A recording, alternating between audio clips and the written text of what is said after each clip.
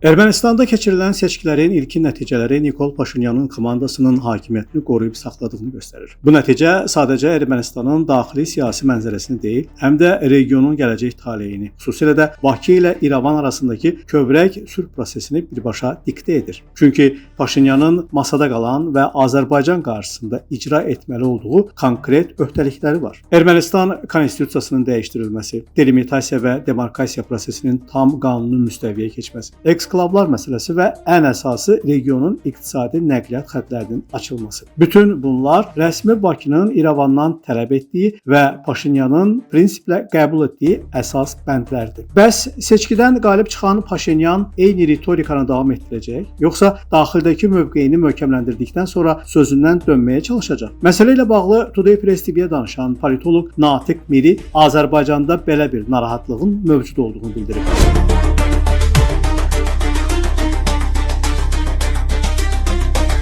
Xüsusilə də seçkinin nəticələri və Nikol Paşinyanın parlamentdə konstitusion çoxluğa malik olmaması ilə bağlı nəticələrdən sonra bu şübhələr artmağa başlayıb. Ancaq bu məsələdə optimistəm və hər şeyi qara rəngdə görmək fikrində deyiləm. Öncə bu parlamentin fəaliyyətə başlamasına ehtiyac var. Çünki hələlik bu məsələdə qeyri-müəyyənlik mövcuddur. Bugün müxalifət, yəni Rusiyanın emissarları, Rusiyanın 5-ci kolonu hesab olunan parlamentə düşən revanşist qüvvələr bundan sonra nə edəcəklərinə qərar verə bilmirlər. Bir tərəfdən fikirlər səslənir ki, bütövlükdə müxalifət mandatlardan imtina etsin. Bu isə parlamenti iflic vəziyyətinə sala bilər və nəticə etibarilə perspektivdə yeni parlament seçkilərinin keçirilməsinə yol aça bilər. Ancaq müxalifət bunu istəyirmi? Yəni bu nəticəyə hazırdırmı? Düşünürəm ki, deyil. Nəinki müxalifət, eyni zamanda müxalifəti yemləyən, onun ağası olan Rusiya da buna hazır deyil. Çünki seçkilərin yenidən keçirilməsi Rusiyadan 100 minlərlə erməninin yenidən məcburi qaydada Ermənistana göndərilməsi planını qeyri-mümkün edir. Bu miqyasda insanların göndərilməsi üçün 100 milyonlarla vəsait xərclənib. Nəticə isə fiasko və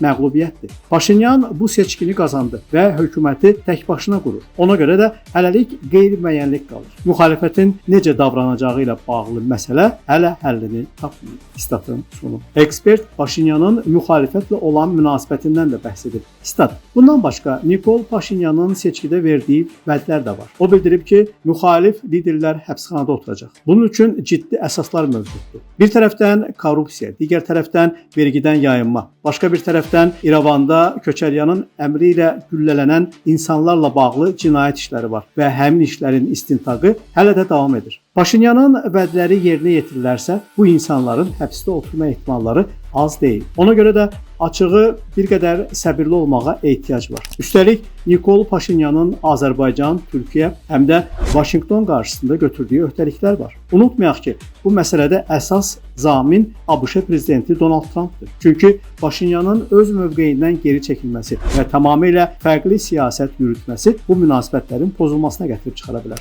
Bu isə regionda bağlantı layihələrinin əngəllənməsi, yəni Zəngəzur dəhlizi və Trip marşrutunun həyata keçirilməsinin qarşısını ala bilər. Bu plan sadəcə Paşinyanın planı deyil. Bu, Azərbaycanın razılıq verdiyi və Amerika Birləşmiş Ştatlarının geosiyasi və geoiqtisadi maraqlarını ifadə edən böyük geosiyasi layihədir. Statın sonu.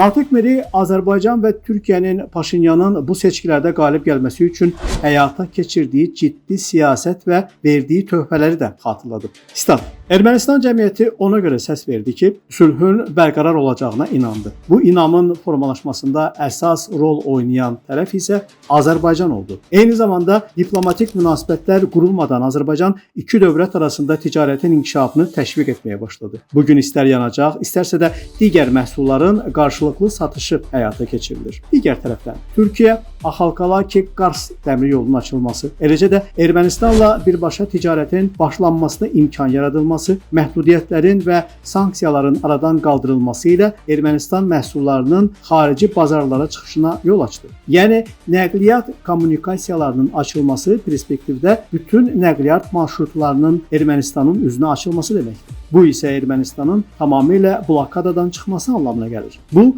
Ermənistan üçün yeni bazarlar, yeni yollar, yeni nəqliyyat kommunikasiyaları və yeni maliyyə imkanları deməkdir. Ona görə də Nikol Paşinyanın vəd etdiyi siyasətdən imtina etməsi bütün bunlardan imtina etməsi anlamına gəlir. Ən nəhayət Nikol Paşinyanın formalaşdırmaq istədiyi real Ermənistan qayəsi də məhz sülh siyasətinə hesablanır. Bütün bunlardan imtina isə müharibə perspektivi yaradır. Ona görə də bir qədər optimist və pozitiv olmağa ehtiyac var. Statın sonu. Analitik sonda bir detal da qeyd edib. Stat. Ermənistanın Ədliyyə naziri Sirbuyi Qalyan açıqlama verdi ki, Ermənistanın yeni konstitusiyasının mətni yaxın həftələrdə cəmiyyətə təqdim olunacaq. Bu əslində yalnız Ermənistan cəmiyyəti üçün verilmiş informasiya deyil. Ermənistanda, Azərbaycanda gedən bütün prosesləri çox diqqətlə və həssaslıqla izləyirlər. Azərbaycanda mövcud olan şübhə və narahatlıqlardan da xəbərdardırlar. Ona görə də Qalyanın verdiyi bu mesajın Azərbaycana hesablandığını düşünürəm. Məhz Ədliyyə nazirinin dili ilə Paşinyan demək istəyir ki, Azərbaycan narahat olmasın. Hər şey planlaşdırıldığı kimi öz ardıcıllığı ilə davam edəcək. Bu mesajı məhz bu cür anladım. Ona görə də prosesin bundan sonraki inkişafı ilə bağlı kifayət qədər pozitiv düşünürəm. Statın sonu. Qiymət Mahir Namiq Abbasov, Today Press TV.